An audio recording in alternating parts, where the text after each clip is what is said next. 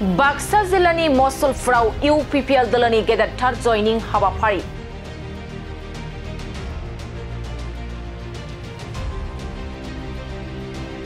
आसुनि बारगौ गाहाय नेहाथारि हरिकृष्ण पाठकआ इउपिपिएल दलाव जगदान जायो।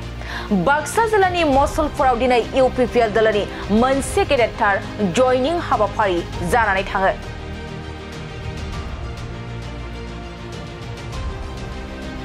बिटिआरनि गाहाय खुंगिरि प्रमद बर'नि खुंथाय सरकारनि समाव फारफ्रोमबो बिथिङाव जौगानाय आरो गोजोन थासारि सोरजिनायखौ गोसो गोरबोजों बरायनानै बाक्सा जिल्ला आसुनि गाहाय नेहाथारि हरिकृष्ण पाठकआ गावनि गोबां मददगिरिफोरखौ लाफानानै इउपिपिएल दलाव दिनै जयनिं जायो।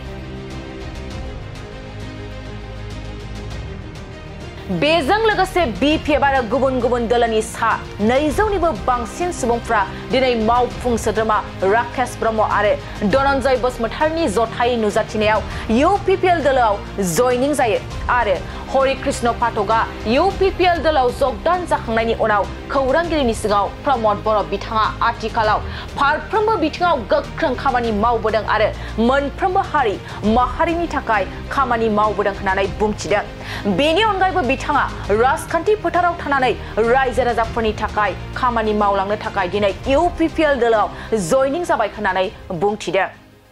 सचाके इउपिपिएल हिसाबे आमी समग्र आमार बाक्सा बुली নহয় पुरा समग्र आमार बिटिआरते आमी गौरव अनुभव करिছো कारण আজি जी आमार एসমयत छात्र नेता आमार हरिकृष्ण पाठक डांगरियाय আজি ইউপিপিএল দলত যোগদান কৰিছে আৰু হেতু আজিৰ কথা নহয় আজিৰ পৰা তেখেতে আমাৰ প্ৰমোদ বড়ো ডাঙৰীয়াৰ লগত বিভিন্ন টাইমৰ কথা পাতি আছে তেখেতৰ পৰামৰ্শ লৈছে আৰু আমি এতিয়া মিলিজুলি আমাৰ এই মছলপুৰ অঞ্চলটো বা আমি মছলপুৰ সমষ্টি দিহিৰা সমষ্টি আমাৰ যে 4টা আমাৰ ব্লক আছে সেই ব্লকত আমি আমাৰ ইউপিপিএল 4টাৰ ভিতৰত 4টা কেনেকুৱাকে আমি অহা 2025 যোনটো নিৰ্বাচন সেই নিৰ্বাচনটো জয় কৰিব পাৰো তাৰ কাৰণে আমি মিলিজুলি কাম কৰিম। যেটো এগৰাকী যুৱ ৰাজনীতিবিদ পালে আজি কেনেকুৱা লাগিছে মনটো? আমি ভাল পাইছো তেখেতৰ জীৱনটো মংগল হওক আৰু তেখেতৰ যোনটো ৰাজনীতিক জীৱন সেইটো আগবঢ়াই নিয়াৰ আমি সকলোৱে থাকিম কাৰণ তেখেতে বহু সময় আমাৰ সমাজক বিভিন্ন এংগল দি সহায় কৰি আহি আছে আৰু আগন্তুক দিনতো তেখেতক মই শুভেচ্ছা জ্ঞাপন কৰিছো। আমাৰ দলত আহি আমাৰ যি যোনটো নীতি আদৰ্শ ইয়াক প্ৰমোদ বড়ো ডাঙৰীয়া যোনটো নীতি আদৰ্শ ইয়াক লৈ পেলাই আহি থকা সময়ত তেখেতে যেন মানে সফল এটা ৰাজনীতিবিদ হ'ব পাৰে সেইটো মই আশা কৰিম। ডেফিনেটলি হেতু যদিহে কিবা দুৰ্নীতিৰ প্ৰসংগ আহে তেতিয়াহলে আমি দলৰ ভিতৰত আমি সেইখিনি দাবী উত্থাপন কৰিম। কোনকেইটা বিষয়ৰ ওপৰত আপুনি গুৰুত্ব বেছি দিছে? বিশেষকৈ আজি আমাৰ যিখিনি সমস্যা হৈ আছে আমাৰ বিটিআৰত যিসমূহ এটা চামে আমাৰ বড়ো অনাবড়ো ৰাজনীতি কৰি আছে মই প্ৰথম মোৰ পদক্ষেপ হ'ব বড়ো আৰু অনাবড়ো ৰাজনীতি ধ্বংস কৰা সেইটোৱে মোৰ লক্ষ্য আৰু সামগ্ৰিকভাৱে আমাৰ যাতে প্ৰতিটো জাতি জনগোষ্ঠীৰ উন্নয়ন হয় সেইটোৱে বিচাৰোঁ। মই আজি ইউপিপিএল দলত যোগদানহে কৰিছোঁ। দলে যি দায়িত্ব দিয়ে দলে মোৰ ওপৰত যি দায়িত্ব দিব সুচাৰুৰূপে নিষ্ঠা আৰু সততাৰে পালন কৰি যাম। যেহেতু মছলপুৰ সমষ্টিৰ ৰানিং এম আছে ৰাকেশ ব্ৰহ্ম তেখেতক কেনেধৰণৰ সহযোগ কৰিব?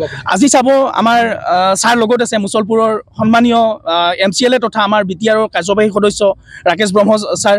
গতিকে তেখেতৰ মই প্ৰথম কিন্তু ৰাজনৈতিক পথাৰখনত জড়িত হোৱাৰ আগত মই তেখেতৰ লগতে যোগাযোগ কৰিছোঁ আৰু তেখেতৰ লগত কথা বতৰা পাতি পেলাই যিখিনি তেওঁৰ সেই আছে আপোনাৰ আমাৰ কৰিবলগীয়া তেওঁৰ চিন্তা সেইখিনি মই আদৰণি জনাইছোঁ সেইখিনিৰ প্ৰতি আকৃষ্ট হৈ গতিকে তেওঁৰ সপোন বহুত আছে পৰিকল্পনা বহুত আছে এই পৰিকল্পনাসমূহ যাতে আমি একলগ হৈ পেলাই আগবঢ়াই লৈ যাব পাৰোঁ সেইটোৱে সেইকাৰণে মই আজি ইউপিপিএল দলত যোগদান কৰিছোঁ। বিটিআৰ নিৰ্বাচন আহি আছে আপোনাৰ কিবা এনেকুৱা চিন্তা চৰ্চা আছে নেকি যে নিৰ্বাচন খেলা? তেনেকুৱা বৰ্তমান কোনো ধৰণৰ চিন্তা চৰ্চা নাই। দলে যদিহে কেতিয়াবা যি দায়িত্ব দিয়ে সেই দায়িত্বই মই নিষ্ঠা আৰু সততাৰে পালন কৰি যাম।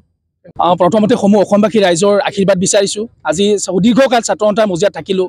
ছাত্ৰ সন্থাৰ মজিয়াৰ পৰা মই যোৱা 9 নৱেম্বৰ তাৰিখে আনুষ্ঠানিকভাৱে সাধাৰণ সদস্য পদৰ পৰা অব্যাহতি গ্ৰহণ কৰিলোঁ আৰু তাৰপিছতে মই থিৰাং কৰি ল'লোঁ যে যিহেতু আমাৰ যিখিনি ৰাইজৰ সমস্যাৰ হকে মাত মাতি আছিলোঁ ইমান দিনে আমি ৰাইজৰ সমস্যাখিনি কেনেদৰে আমি আগবঢ়াই লৈ যাব পাৰিম।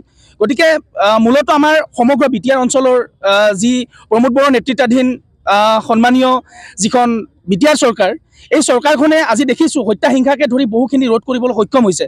আজি যেতিয়াৰ পৰা প্ৰমোদ বড়ো ডাঙৰীয়া বিটিআৰৰ চিফ হৈছে তেখেত অহাৰ পৰা আমাৰ ইয়াতে প্ৰতিটো জাতি জনগোষ্ঠী সম অধিকাৰ সম উন্নয়ন পাইছে।